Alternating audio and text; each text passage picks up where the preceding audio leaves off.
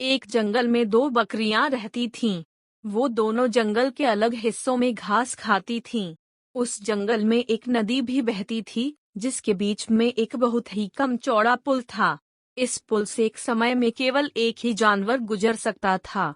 इन दोनों बकरियों के साथ भी एक दिन कुछ ऐसा ही हुआ।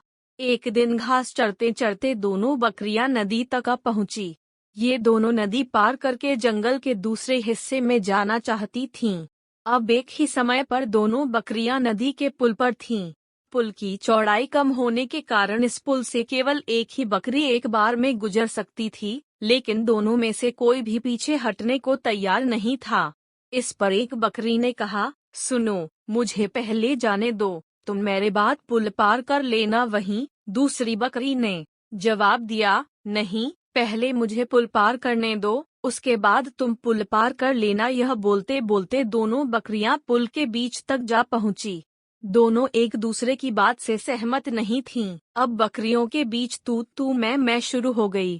पहली बकरी ने कहा, पहले पुल पर मैं आई थी, इसलिए पहले मैं पुल को पार करूंगी। तब दूसरी बकरी ने भी तुरंत जवाब दिया, नहीं, पहले मैं पुल पर आई थी, इसलिए पहले मैं पुल पार करूंगी। यह झगड़ा बढ़ता चलता जा रहा था।